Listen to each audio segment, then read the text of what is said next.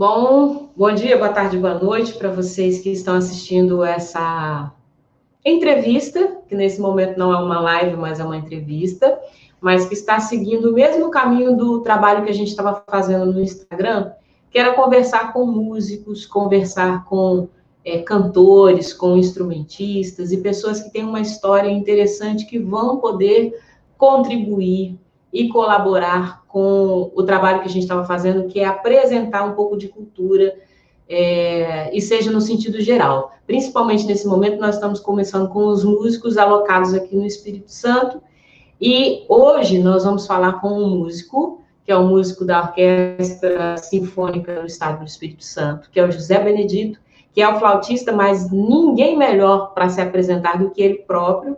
Então, nós vamos inserir agora na live, ou na live não, no programa, o José Benedito, ok? Olá, Flávia. Oi. Tudo bom? Olá para todos. Tudo Tudo bom? bom? José Benedito, que é uma pessoa que eu tive o prazer, a honra de conhecer, porque tem presente. Acho que os melhores presentes que a gente tem não são monetários, não são físicos, mas são pessoas, né? E essas pessoas acabam fazendo a diferença na vida da gente depois. E José Benedito é uma pessoa da qual eu conheci que foi, assim, maravilhoso, maravilhoso, e me ensinou muito e continua ensinando, tanto musicalmente falando e principalmente na vida. Então, assim, eu tenho só a honra total, a honra mesmo, de apresentar para vocês, para quem não conhece, o José Benedito, e ele vai se apresentar. Vamos lá, Bené, se apresenta para a galera. Nossa, com muita satisfação. Mas quero dizer que a honra foi minha, imensa honra de conhecer a Flávia, Flavinha, como a gente chama, lá no projeto, né? E dizer que também estou muito feliz por participar da entrevista aqui no seu canal, Flávia. Obrigado pelo convite e espero que todos vocês gostem também dessa entrevista. Nossa, eu já estou satisfeita. Bom, para apresentar um pouco, eu tenho essa felicidade, né, de ser músico da Orquestra Sinfônica do Espírito Santo, né? Ano passado eu completei 30 anos de sinfônica, né? Parece que foi ontem, mas já foram 30 anos, quando eu saí de Brasília, né, a cidade onde eu cresci desde criança, e me formei em música na UNB, com o professor Odete, Ernest Dias, e aí passei no concurso para a Orquestra Sinfônica, mudei para Vitória, e aí logo depois passei no concurso para professor da Faculdade de Música também, né, e ao longo desses anos ainda fiz meu mestrado, meu doutorado, e estamos hoje aqui. E a referência que eu fiz em relação a ter conhecido a Flávia foi num projeto, né, na Faculdade de Música, que fomos nas comunidades, e realmente tive a honra de ter a Flávia como coordenadora, né? Eu estava como coordenadora e a Flávia lá junto, né? A gente trabalhando junto nesse projeto. Foi muito bom. Foi maravilhoso, foi fantástico. Eu encontro pessoas até hoje, Benel, não sei se você encontra, mas eu encontro pessoas até hoje que falam do projeto, aí falam, você lembra de mim? De alguns eu consigo lembrar. Isso. Sem falar que a nossa equipe, né, também tinha, não podemos deixar de citar, além dos professores da Joyce, né, e da Dani, que eram, né, também participativos. Foi uma equipe maravilhosa, assim. Joyce, Dani, um abraço, um beijo para vocês. Vocês foram, assim, importantíssimas nesse contexto todo. Foi tudo muito bom. Tudo muito bom. Foi bom. Bené, mas olha só, as questões que a gente tem, que eu tenho trabalhado aqui no canal, nas informações, as pessoas gostam de música, existem poucas pessoas que eu vejo falar assim, não tenho muito interesse em música e tudo, mas no fim, todo mundo acaba gostando de música. Alguns vão para a área instrumental, outros vão para o canto, etc. Mas, assim, tem sempre um contexto específico, né? Qual é a sua história com a música, Benel? O que te chamou a atenção? Como que você chegou na área da música? Bom, eu comecei com a música aos 5 anos de idade. Isso aconteceu porque realmente coisa de pai e mãe, né? Na época a gente mudou para Brasília, essa mudança da capital do Rio para Brasília, eu nasci no Rio. Mas meus pais vieram transferidos, sabe como é a vida de quem trabalha, né, no governo, trabalhando de manhã à tarde, tinha que inventar atividade para as crianças. Então, num período eu estava na escola, no outro, o meu irmão, minha irmã e eu, né, que sou mais novo, tinha que fazer alguma outra atividade. Tá? Era escola de música, escola de artes, e assim foi. Então, eu era o menorzinho, com 5 anos comecei, e aí começou a vida musical. Uhum. E você começou como? Você começou já pelo instrumento principal, você foi para musicalização, como que foi isso daí? Musicalização, né? Essa faixa etária de 5 anos, enfim, musicalização. E aí depois me interessei logo pela flauta transversal, mas aí já estava com 12, 13 anos, né? E aí a flauta transversal eu realmente já estudei sempre, né? Passei a me dedicar a esse instrumento. Até agora, né? Até hoje. Agora, dessa fase, digamos assim, de vivência, né? Em casa, Brasil, tem uma história que eu gosto muito de contar, que é ter tido aulas em casa, apesar da escola de música, né? As primeiras aulas de flauta transversal eu tive em casa com meu irmão, Sim. porque na escola de música de Brasília era obrigatório naquela época todo mundo ter aula de um instrumento harmônico e um instrumento de orquestra. E o meu irmão, que é violonista, né, sempre gostou do violão, ele mais velho já queria estudar violão, e quando chegou a época dele fazer opção pelo instrumento de orquestra, como ele mesmo conta, o que mais interessava era a flauta. Mas matriculou na flauta, aí meus pais compraram a primeira flauta transversal lá para casa, e eu, né, menorzinho ainda, ficava encantado com a flauta. Então, eu ficava insistindo com ele, às vezes ele até não queria muito, eu, não, me ensina, me ensina, me ensina. Ele, então tá, é assim. E aí foi assim, né, quase um semestre, por aí, estudando com ele em casa, até que aí eu fui, dentro da escola de música, falei, ó, quero ficar com a flauta transversal, e aí também nesse... Você não chegou a pegar a flauta doce, você já foi direto para a transversal. Não, a musicalização, a fase toda, né, desde o início, assim, quando foi com a flauta doce, até por questão de tamanho, né? Sim. Hoje, a flauta transversal, para as crianças, até se encontra um bocal curvo, né, para diminuir um pouco o espaço do tamanho do braço, mas na época não tinha, então era flauta doce, né, menorzinha, e aí, quando eu já tinha alguma possibilidade, condição, né, porque também a gente tem que considerar o seguinte, né, tá? Outra época, conseguir uma flauta transversal foi um sacrifício bem grande para os meus pais. Sim. Né? Hoje a gente tem, né, diversos instrumentos para iniciação, né, inclusive muitos feitos, né, nos países asiáticos, que o valor chega para aqui no Brasil com um valor menor. Mas na época realmente foi um investimento grande, né? Era um investimento familiar, vamos falar assim. Sim, sim. Uma flauta transversal, né, em casa. Eu lembro que a gente sempre teve violão em casa, mas eu quis, e não funcionou muito, mas ele está aqui comigo até hoje, eu quis um teclado, porque eu achava lindo, mas competência zero para o teclado. E foi essa mesma questão que você falou, foi um investimento familiar para aquisição desse instrumento, porque as circunstâncias, né, as circunstâncias até econômicas do nosso país não proporcionavam uma possibilidade melhor para a gente adquirir ou ter acesso a esses determinados instrumentos, né? É questão econômica, né, e também histórica, né, Flávia? Sim. Quando a gente olha para o nosso passado, né, e famílias negras, né, o que aconteceu depois da escravidão, além da escravidão, a grande maldade foi a grande maldade do pós-escravidão. Eu falo assim, não pagaram nem o INSSzinho para o pessoal. Você imagina o seu país, né, vir roubado, que as pessoas foram roubadas. Tem gente que ainda fala assim, mas eram os negros que até vendiam os negros mesmo, né, para outros negros também, né? Sim, mas era roubado, né? Eu sempre falo para as pessoas, você compraria uma coisa roubada? A loja roubada, um carro roubado? Então você é conivente com o crime. E além da maldade da escravidão, foi esse grande roubo das pessoas. O que aconteceu é que depois da escravidão, né, as coisas absurdas continuaram. E uma delas, a impossibilidade mesmo, nem a dificuldade não, a impossibilidade dos negros, os filhos negros, tudo estudarem. Ter acesso. Porque a única coisa que realmente pode te ajudar a construir um futuro melhor, não só na vida familiar, como para uma nação, é estudo, é conhecimento. Sim. Isso é inegável. Conhecimento, informação, seja ela de uma forma acadêmica, né, ou como isso vai acontecer, é fundamental. Então, o que acontece? Na época, né, eu mesmo ouvi isso muito desde a infância.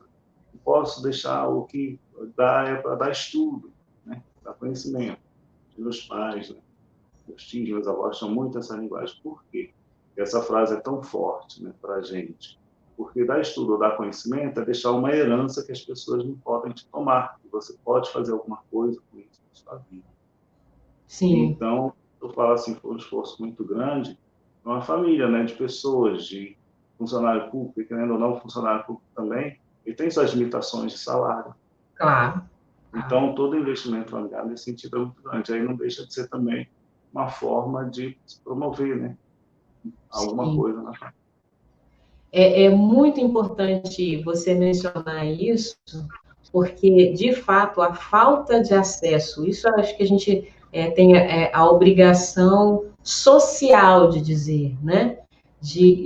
Da falta de abertura na possibilidade do negro, do jovem negro, de acessar algum tipo de instrumento ou algum tipo de estudo em função de conceitos. Por exemplo, um médico negro, ele quebra paradigmas. Verdade. Um professor um flautista na orquestra sinfônica negro, ele quebra paradigmas. Ele está num espaço do qual as pessoas não estão acostumadas a encontrá-lo. Entendeu? Então, de fato, isso é muito importante, e assim, por isso que eu considero essa conversa e esse tipo de conteúdo extremamente importante.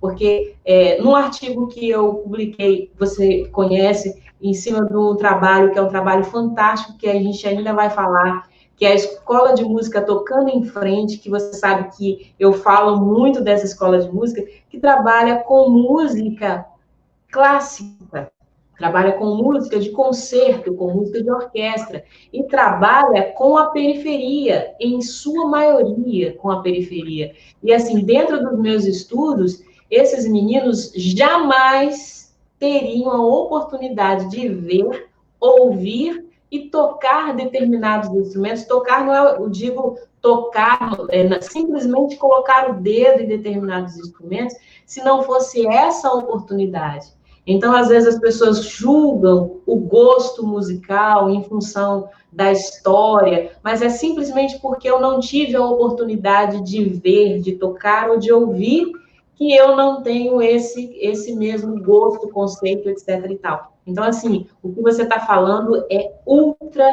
importante que as pessoas tenham esse conhecimento. Tá? E agradeço já por você ter tocado. A informação é musical, mas música é cultura. E nesse momento onde no nosso país a cultura, eu não digo que ela tem sido varrida para debaixo do tapete, mas ela tem sido varrida para debaixo do contexto.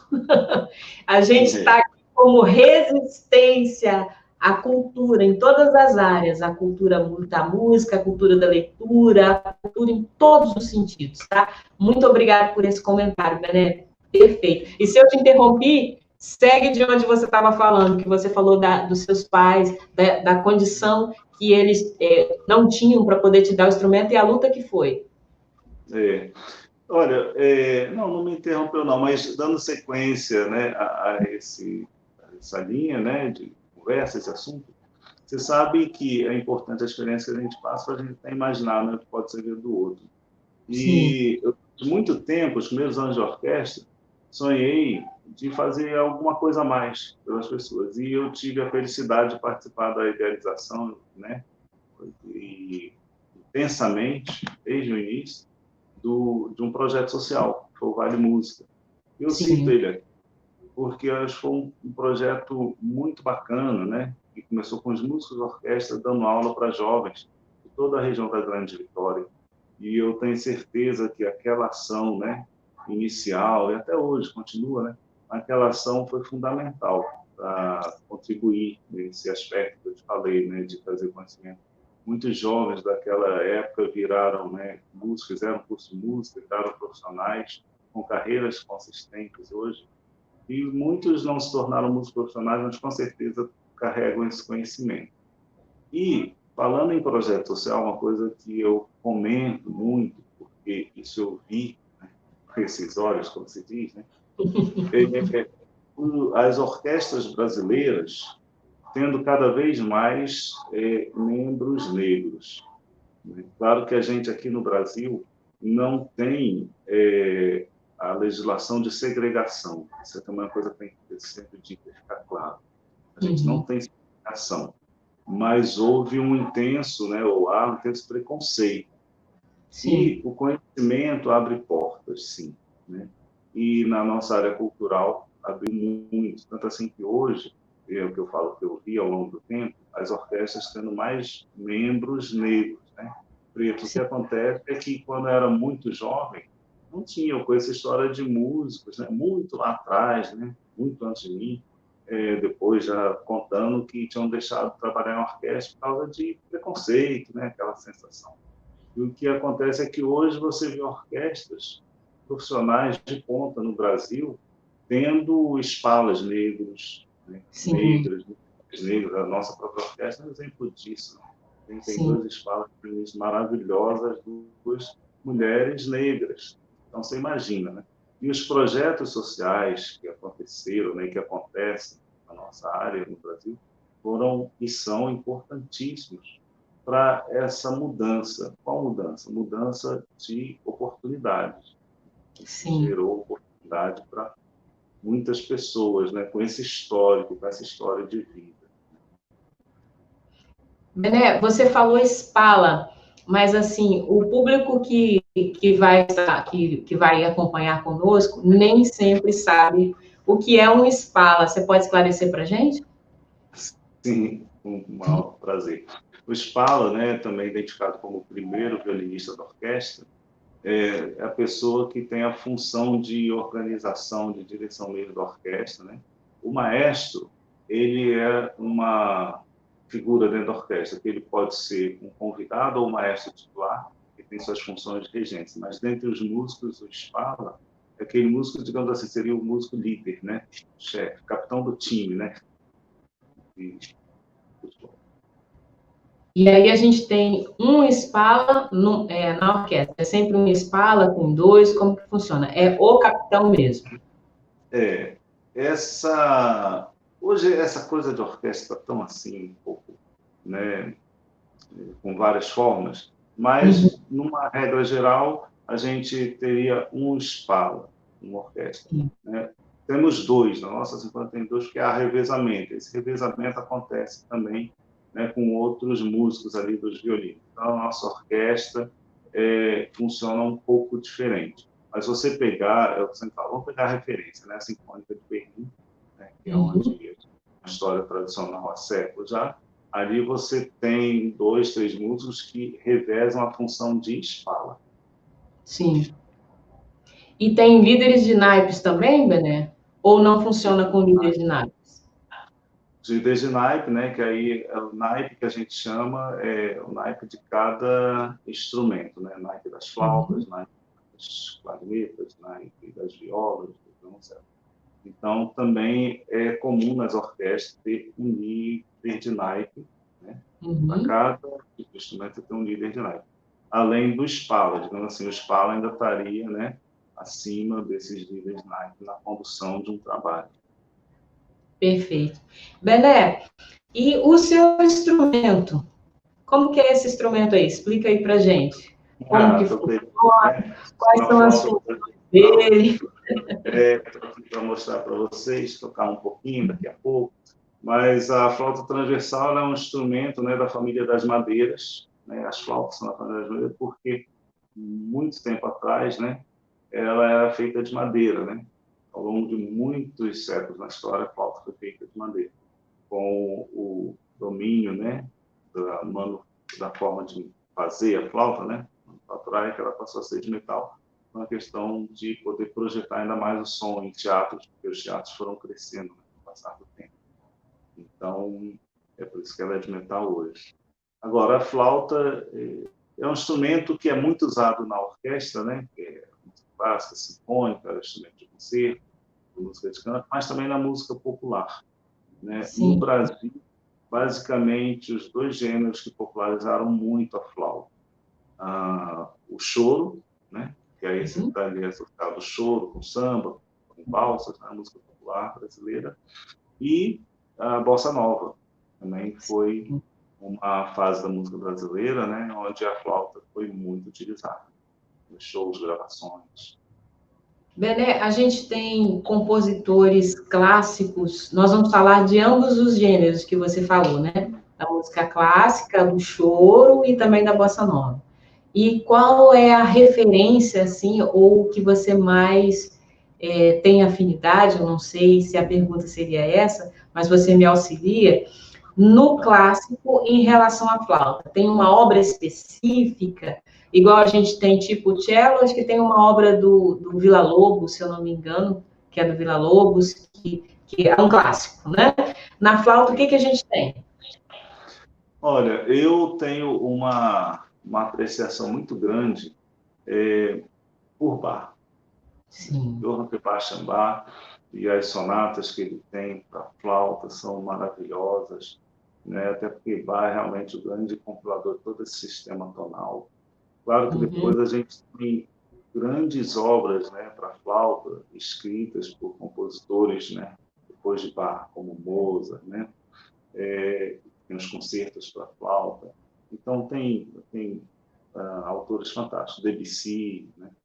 E no Brasil, a gente tem Villa-Lobos, a gente tem Radamés Guinhata, a gente tem um grande músico no Brasil que ele escreveu obras que são consideradas, né, nesse caráter clássico, mas que estão intimamente ligadas à música brasileira, né, ao jeito de tocar brasileiro, foi o Patato Silva, flautista fantástico, que morreu muito jovem, né, aos 26 anos, e ele lá, né, no final do século XIX já estava fazendo composições maravilhosas, né, e que para os flautistas realmente são obras que fazem parte da literatura da flauta. No popular, aí a gente realmente cai também aqui no Brasil, né, e não podemos deixar de falar nos flautistas, como eu mencionei, o Patato Silva, que vem e começa a fazer um trabalho bem característico dele, né? Mas aí a gente tem Pixinguinha, que foi um flautista, né? Ele tem muita imagem dele com saxofone. Sim. Ele adotou mais tarde, né? Quando ele conheceu, né? Depois da invenção do sax, ele conheceu, teve na Europa, ele se encantou com sax, mas o instrumento que ele começa a tocar muito cedo é a flauta transversal, né? E com a flauta ele inclusive faz gravações lendárias, como a do Urubu Malandro, né? Então, o Pixinguinha é um grande nome, e a gente tem outro grande nome que tem que mencionar muito, faz parte da minha história como referência a todos esses, que é o Altamiro Carrilho. O Altamiro Carrilho, nossa história recente aqui, né, de flautistas no Brasil, é realmente um instrumentista fantástico, né? Na virada do ano 2000, ele, né, ele foi considerado no Brasil, né, o instrumentista do século, né? Tal a importância dele, né, na história da música brasileira. Então, Bené, sim.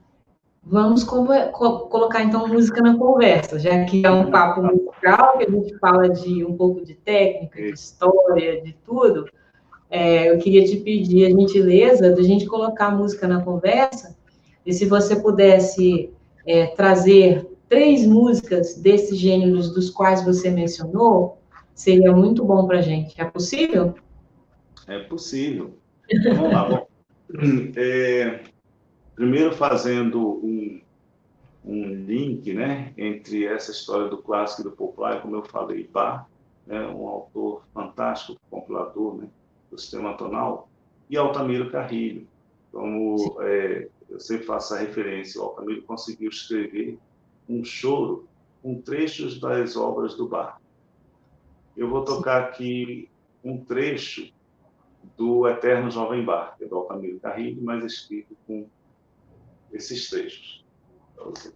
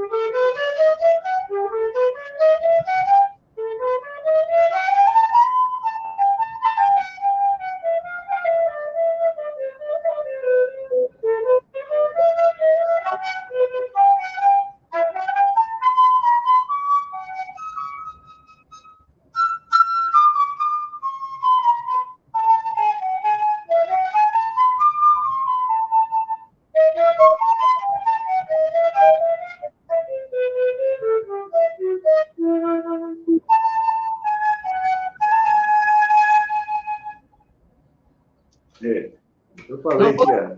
De outro jeito. Obrigado. Eu falei que ia tocar só um trecho, acabei tocando tudo sem fazer as repetições, mas é porque é tão interessante essa obra, né? A descrição tão maravilhosa, né? E as referências estão, você ouve essa referência. Teve essa genialidade. E se você estiver ouvindo, né, esse acompanhamento do pessoal do choro, né, do violão, do pandeiro, né, teria que é um choro, né, uma música assim tão brasileira, mas com vários temas, né, de sonatas, de cantatas do Bach. E aí, bom, se eu tocar, até como eu me estendi um pouco mais, não sei como é que a gente está de tempo, mas eu toco do Pixinguinha, né, um lamento. Porque o Pixinguinha, temos mais um tempinho, porque eu posso contar, eu acho muito importante a história do lamento, né? Pixinguinha sendo homenageado, né? Foi receber homenagem, e ao chegar, né, lá no Rio, na hora de ser homenageado, como ele era negro, o porteiro barrou, ele era homenageado à noite. Essa história até é famosa, né? E aí teve que entrar pelos fundos, quando souberam, queriam demitir o porteiro, né? Ele estava naquele papel, né, de cumprir, né, os protocolos do preconceito. Cumprir os protocolos, né? Essa coisa. E quando souberam, o Pixinguinha entrou na da noite e falou, não, mas enfim, o que a gente pode fazer? Lamentar, né? Lamento, foi quando ele escreveu essa música, né? E eu vou tocar, então, a primeira parte, tá, Fabinho? Ok, perfeito, Bené.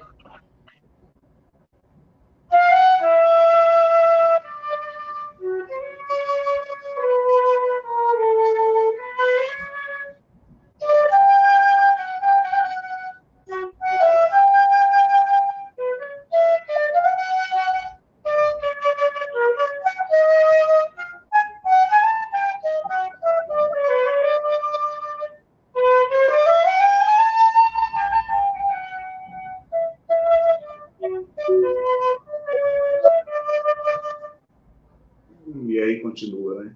Mas ele fez essa música nessa ocasião, né? Sim. Mais uma vez, nós esbarramos no que, na verdade, é a cultura é expressão, né, Bené? A gente, quando toca, a gente se expressa. O compositor, quando compõe uma música, seja ela instrumental ou uma letra que já atinge o objetivo que ele quer, é a expressão de um sentimento, é a expressão de um momento, né? Então, ele, sendo um músico instrumental, conseguiu trazer o nome da música, a ideia do processo, né? E é para a gente refletir, porque às vezes cumprir alguns protocolos podem gerar alguns lamentos. Então, talvez nós tenhamos que rever alguns protocolos, né? Vamos pensar sobre isso, sobre rever alguns protocolos que estão sendo adotados por aí para evitar mais lamentos. Se os lamentos que surgirem refletirem em arte, tudo bem, mas nem todos os lamentos refletem em arte, né? A gente sabe muito bem disso. Bené, eu vou fazer... Pode falar, querido, pode falar. Falar que o lamento, ele pode até se refletir em arte, mas é sempre um lamento, né? É sempre um lamento. Respeitar os protocolos que a gente está vendo, né? Nos últimos tempos, infelizmente, já estamos tendo e teremos muitos lamentos. Muito a se lamentar. Muito a se lamentar mesmo, né? Por mais que depois a gente transmute muito desse lamento em arte, né? Mas é sempre um lamento. Sim. Sim, e eu vou falar da arte no sentido de que vou te fazer as perguntas que me fizeram aqui para eu poder revisar para você, mas tem uma coisa que eu tenho observado, é que a gente mesmo já comentou antes, a nossa classe artística tem sofrido com essa pandemia uma quase de forma completa a extinção de sua receita, de sua renda. Porque, apesar de nós termos os grandes nomes, que eu não vou citar, que não por por algum problema, mas porque parece que você está depreciando o trabalho dos grandes, e essa não é a ideia. Todos que estão no topo e são grandes artistas estão lá por causa do seu trabalho, e eles merecem todos os aplausos que a gente puder dar, mas a classe artística não vive apenas de grandes ícones, como também o futebol não vive apenas dos grandes jogadores que frequentam a seleção, que vão para a Europa, né, que têm seus recursos bem-sucedidos e garantidos. Nós temos uma classe operária, vamos chamar assim, de artistas que são artistas da noite, que são artistas que, nesse momento, têm vivido uma situação financeira complicadíssima em função das ausências que essa pandemia proporciona devido ao isolamento social, do qual eu sou muito a favor, né? Porque é a única forma de tratamento que a gente conhece, não é tratamento, é prevenção, né? E na prevenção a gente sabe que haverão danos, e o dano econômico é um dos danos inevitáveis, além do dano também da saúde. Mas, enfim, falando da nossa classe artística, a gente não pode pensar apenas nos grandes que estão nas TVs, que tem as grandes lives, que tem as grandes marcas, mas nós temos todos os outros músicos, porque um grande cantor tem uma banda ao seu redor, né? A própria orquestra, Bené, você pode falar disso, tem os músicos da orquestra, mas tem os copistas, né? Tem as pessoas que arrumam, que fazem parte de todo aquele ambiente, né?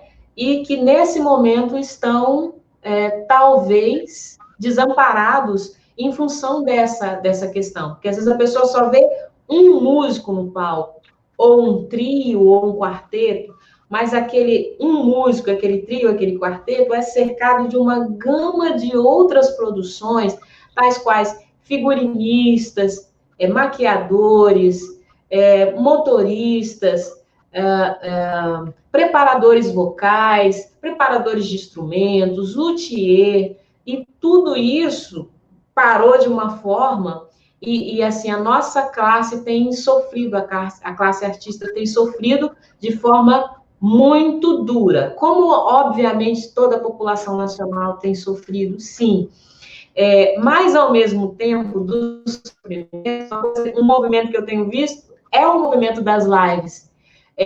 Onde você vê, você abre o Instagram a qualquer momento, tem sempre uma live, tem sempre um artista, tem os grandes artistas e tem sempre um artista nosso colega, próximo da gente, ou que a gente já assistiu em algum barzinho, ou que a gente foi a um casamento e viu essa pessoa tocando, e ele está lá, e às vezes não tem mais recurso para nós na TV, porque você não aguenta mais ver as reprises das novelas, você não aguenta mais ver as reprises das séries, você não aguenta mais ver as reprises dos filmes, e a live, que é cultura, é um alento para esse momento. Então, assim, eu quero fazer essa reflexão que hoje, meus queridos, você que não é da área da música, que às vezes para um pouquinho no seu Instagram e está assistindo uma live que não é de um grande músico, que tem um patrocínio, e eu não estou, novamente, eu não estou depreciando isso, eu estou apenas constatando uma realidade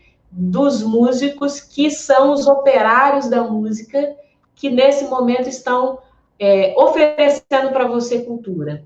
Então, de alguma forma, a forma que você puder, reconheça esse músico que está fazendo esse trabalho. A forma que você puder, reconheça esse músico, porque por trás desse músico tem uma família, né? Então, reconheça esse músico e auxilie esse músico no que você puder auxiliar, tá? Eu interrompi o Bené, fiz meu discurso, tá tudo certo. Essa entrevistadora não é muito convencional. Mas todo mundo já me conhece. Mas você está certa, sabe, Flávio? Tem sempre, né, quando a gente vê um artista, né, ou alguma pessoa no mundo das artes que está ali numa expressão maior, né, de uma visibilidade maior, tem ali por trás daquele trabalho muitas muitas pessoas, muitos profissionais, uma quantidade Sim, enorme. E a gente realmente está vivendo essa grande crise agora, que é mundial, né? E que realmente atingiu essa área, né, a área cultural, que é a área que vive em torno de pessoas juntas, né, de eventos com grandes, né, multidões, enfim, ou mesmo a gente que trabalha com um público às vezes menor, ou mesmo um músico que toca num bar, né, na noite, ele tem ali um público reduzido ao espaço de um bar, mas uma vez que isso está limitado, a gente tem que entender que aí vem as recomendações, né, de modo mundial, de que sim, é hora de se olhar pelas pessoas que estão numa situação socioeconômica de maior vulnerabilidade. Então, os sim, profissionais que realmente estavam ali, vivendo, né, ganhando os seus eh, pagamentos, salários no dia a dia, no mês, por produção, né, porque nessas categorias trabalha-se muito por produção, né? sim, Vai ter uma série de 20 shows, aí às vezes recebe-se por 20 shows, quer dizer, a pessoa tem trabalhos que são temporários, né? Apesar de, sim, na época, antes estava tendo trabalhos, saía de um e começava outro, mas então essas pessoas perderam renda. E sim, qual é, né, a grande orientação desse mundo agora, né, nessa guerra contra esse inimigo invisível? Solidariedade, né? Solidariedade é a palavra, né, onde a gente precisa, os governos, né, não só o governo, né, que a gente está falando muito de governo, mas todo o setor privado, que sempre arrecadou muito também, né, sim, ser solidário com agora quem está, né, sem condições de exercer suas atividades profissionais e, consequentemente, em condições de ganhar, né, sua sim. renda, semanal ou mensal.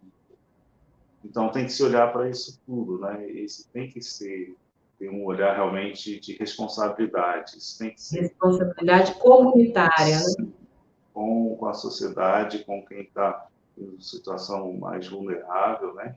E não adianta ficar aí correndo para lá e para cá dizendo que não, porque é com as autoridades, sim, elas têm que ser responsabilizadas, sim, né? Sim, E numa época de situação de emergência de guerra, tem que ser responsabilidade, sim. Inclusive, faço até que uma colocação bem política e bem firme minha, Fábio, que eu defendo e tomando cafezinho com qualquer um. Olha uhum, só, quem está aí em posição de governo, seja o que for, em qual instância for, estadual, municipal, federal, foi por opção. Todo mundo se candidata como voluntário. Ninguém sim, vai obrigado, entendeu? uhum, Então, é aquela história. Se colocou na posição, agora também que cumpre o seu papel, né? E a gente está vendo aí uma falta mesmo de um direcionamento, né? E a gente fica, assim, pensando, né? Como é que vai ser isso, né? E realmente aí a gente está vendo mais uma situação dramática, né? Dentro do governo federal, sim, e o governo federal tem que se posicionar, né? É aquela história, foi candidato porque quis, né? sim. Eleito tem que olhar pelo povo, tem que olhar pelo povo, por quem está sofrendo, por quem está morrendo.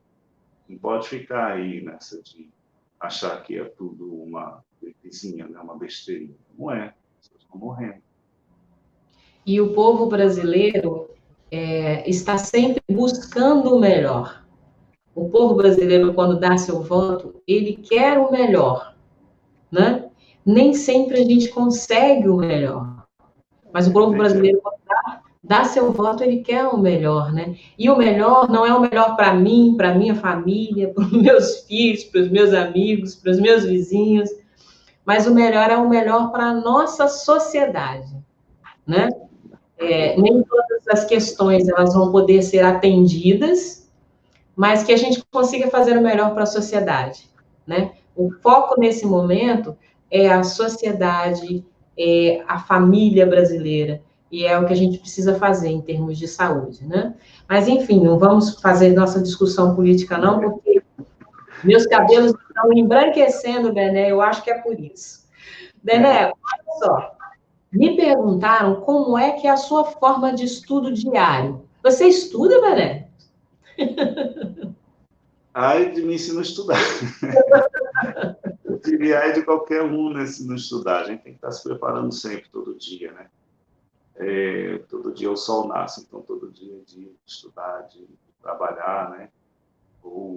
Enfim, tem que estar se preparando todo dia, sim.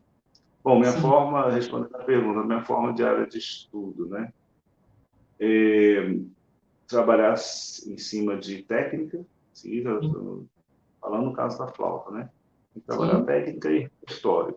Técnica porque você precisa se manter, né, numa condição de execução, e repertório porque você tem que estar relembrando muitas coisas, né, para tocar sempre, tá? Repertório em dia, porque tem que estar também vendo coisas novas, né? E aí a satisfação vem de todos os lados. É bom rever repertório, é bom aprender coisas novas, é bom estudar técnica e ver o quanto que a gente está, né, produzindo em cima de técnica, melhorando. Então tem que estudar sim, isso não para nunca. Aliás, falei até para te falar uma coisa, quando eu resolvi fazer vestibular para música, eu estava ali nos meus 17, 18 anos, confesso que uma das coisas que me encantou com a música foi a possibilidade de poder continuar fazendo o que eu gosto, sempre até o fim da vida. Fugindo um pouco dessa coisa, porque às vezes você entra em alguma atividade, eu sou o Brasil, essa coisa de trabalhar no setor público, só que um dia você aposenta. E eu já vi ali uma realidade de amigos dos meus pais que se aposentavam e paravam de fazer tudo, assim, sabe? Até porque era uma outra realidade, né? Décadas atrás. Mas as pessoas aposentavam e já não faziam nada. E eu, jovem, eu já não pensava nisso. Assim, bom, no futuro eu posso até me aposentar de um emprego, mas eu quero poder continuar fazendo o que eu gosto. E a música permite, mas que a gente até aposente em algum momento, é possível continuar estudando, trabalhando, né, mentalmente, artisticamente. Eu falo para alguns alunos de violão meu que eu passo um primeiro exercício para a independência dos dedos, né? Aí eu falo, faço um compromisso com eles, assim. Então, esse exercício a gente vai fazer para a independência dos dedos e você vai fazer até os 85 anos. Quando chegar nos 85 anos, a gente volta para conversar para ver se já está bom. Isso está funcionando. Ninguém chegou até os 85 anos ainda. Não te questionamento. Bené. E uma coisa boa ao longo desse tempo, de ir pensando, né? Eu já realmente tenho bastante tempo, muitos anos, né? Nessa vida diária como músico, é pensar o seguinte, que é uma atividade mental, física também, você tem que estar com o lado físico bem preparado, mas é mental. E isso é muito bacana, porque faz com que a gente tenha esse incentivo, né? Todo dia de estar buscando, de estar construindo algo artístico novo, de estar reforçando, né? Então, isso é muito saudável. Sim, sim. Concordo, é perfeito. Deixa eu te fazer uma outra pergunta aqui, que é uma pergunta interessante. Qual é o sentimento na hora de uma apresentação? Qual é o sentimento que você tem na hora de uma apresentação? É muito bom. Isso também é algo assim que vai nutrindo o espírito, a alma da gente, sabe? Porque logo no começo, né, quando eu lembro assim, meus primeiros anos, as primeiras vezes que eu fui me apresentar, assim, primeira vez em público mesmo, existe sim aquela questão do nervosismo, vamos falar assim, né? Mas depois que você vai fio na barriga, né? Depois que você vai habituando com isso, a parte que traz satisfação é muito maior. O que acontece num palco quando realmente a música, né, como a música acontece, né, aquela energia, isso é muito bom. É fantástico. Na verdade, é algo indescritível. Acho que não tem como a gente contar tudo o que acontece e que vê e que sente num palco, no momento de estar, né, se apresentando, fazendo mesmo, né, porque é aquela história, né, ensaio é ensaio e apresentação é apresentação. Treino é treino, jogo é jogo. Agora, o frio, essa coisa do frio na barriga, eu falo isso muito com os alunos, tal, ou quem é jovem, que está nessa área de música, instrumentista. Veja bem, não dá para dizer que não existe frio na barriga, mão que esfria, apreensão, né? Ou pensar assim, como é que vai ser? Você está para entrar no palco naqueles minutos ali antes do palco, noite antes do dia da apresentação, né? Antes da Uhum. estreia, sequência de mais dias, você fica ali repassando música na cabeça, bota a cabeça no travesseiro, fica pensando, né? E como é que vai ser passando música, revendo, né? Mentalmente. Agora, o que eu falo isso para os alunos é o seguinte: isso é normal, tá? Uhum. Não é porque você já tem 30 e tantos anos de experiência de palco que isso não vai acontecer. Isso vai acontecer. E eu falo Uhum. mais. Quando você sai na chuva, você sente que ela está molhando. Isso é Uhum. normal. Quando Sim. você sai num dia de calor no sol, você sente o sol ardendo, está queimando, está com Uhum. calor. Isso é normal. O anormal é você sair na chuva e não sentir que está molhando, ou sair no sol e não sentir calor. Aí Uhum. você procura um médico, uma especialidade, porque você está com um problema sério, entendeu? Seríssimo. Seríssimo. Você sentir no sol calor e não sentir na chuva que está molhando. A mesma coisa que eu falo, é o palco. Quando você vai para o palco, é normal sentir frio na barriga, a mão gelada, o coração dispara mais, né? Mas aí o que tem? Você tem que estar muito bem preparado para fazer, aí como eu digo, né? Quando você começa ali, entrou, aí é a hora de que tudo começa a acontecer, você vê que realmente você se falou, tal e tal, e aí a normalidade, né, vai sendo dominada, né?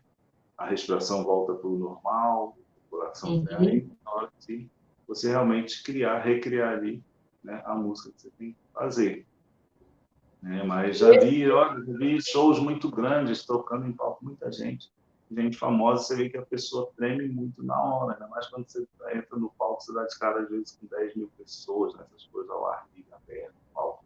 O Sim. pessoal, ainda mais quando o pessoal, quem vai lá para frente, né, o cantor, essas coisas, o pessoal treme.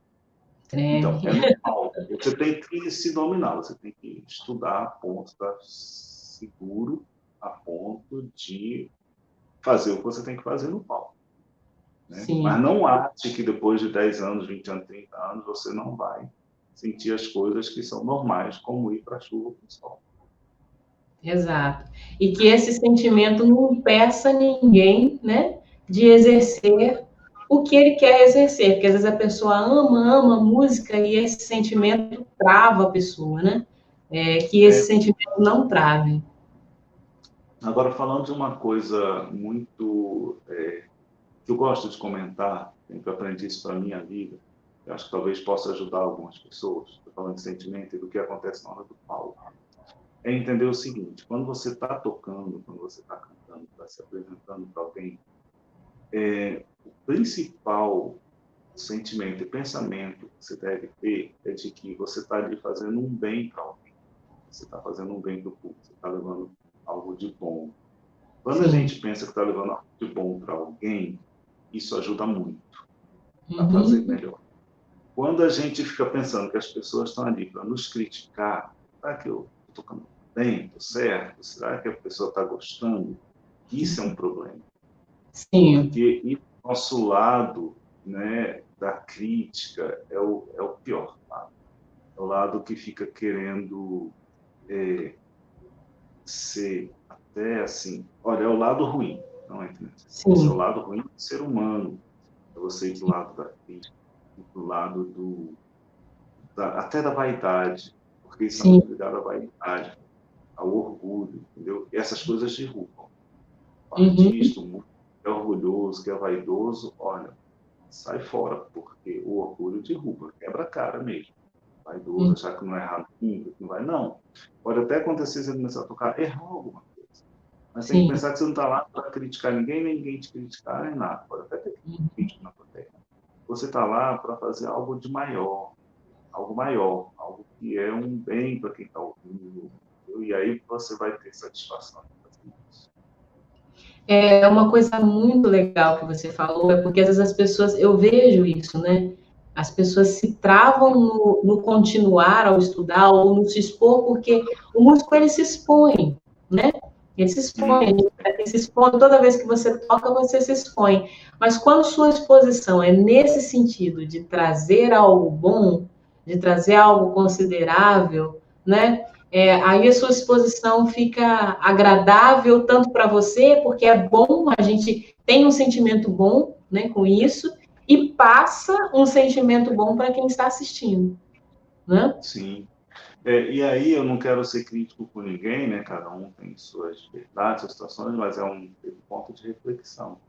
É de pensar, eu estou fazendo música para me aparecer, né? Claro que o artista sempre tem um lado amostradinho, né? Enfim, mas eu estou fazendo música para me aparecer ou estou fazendo música como algo de sublime? Estou no Sim. palco fazendo algo de sublime, arte, né?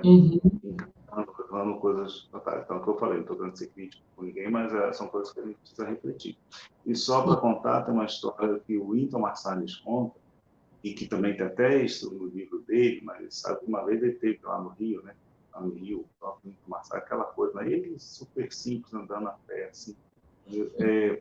Mas ele fala que uma vez ele tomou uma bronca do pai dele, ele muito novo, eles eram virtuosos, ele foi para ele e falou, nunca mais faça isso, você estava querendo era se exibir, você tem que tocar em música. Porque, tem isso no livro dele, vocês podem ver, procurar saber. Então é isso, você tem que fazer música pensando na música. Sim. E respeitando a música, né? Respeitando a música, entendendo os seus limites. Quando você respeita a música, mesmo que você até esbarre em algum trecho, alguma coisa assim, né? O ideal é que fique tudo muito bem tocado, sim. Todas as notas, todas as frases. Mas se acontece se você esbarrar alguma coisa, você tem que entender que a música é sempre o mais importante. Sim. Da forma mais, vou falar assim, né? Mais honesta possível. Sim, mais positiva possível. Né? A música é maior e ela é maior positivamente. Positivamente. Né? Positivamente. Você tem que fazer o seu melhor. Sim, sim.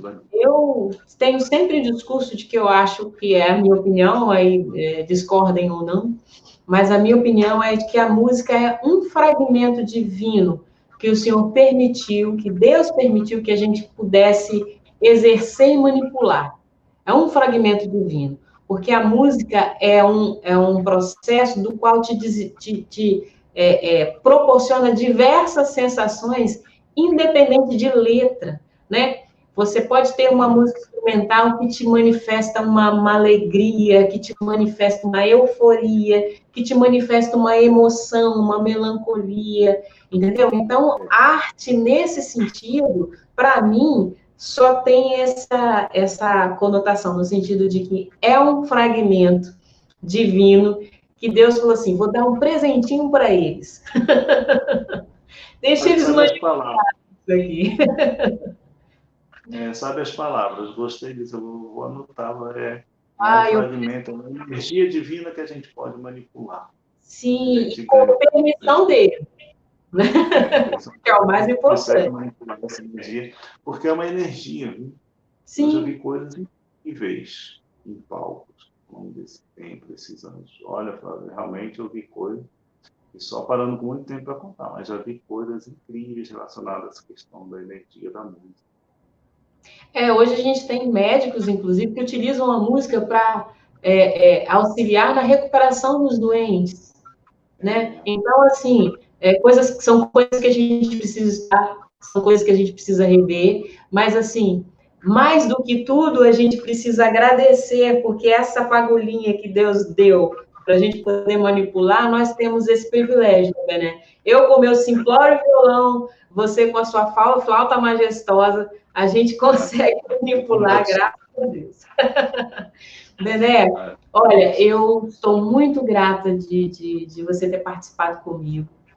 Assim, grata demais. Você sabe que não estou, como diz o outro, puxando seda, primeiro, porque eu gosto de você, assim, de paixão, e acho que coisas boas, pessoas boas e práticas boas, a gente deve compartilhar. Num mundo hoje, onde um tampa pedra no outro, é bom para compartilhar coisas boas.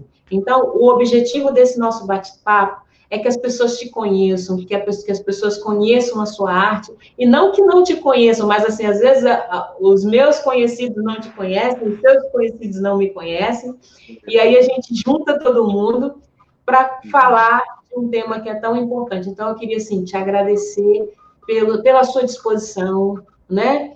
E por ter me dado esse tempinho, esse privilégio de apresentar você para uma galerinha, tá bom? Eu que agradeço muito, Paula, fiquei muito feliz. Tiver outras vezes possibilidade da gente fazer, conversar, a gente estou à disposição.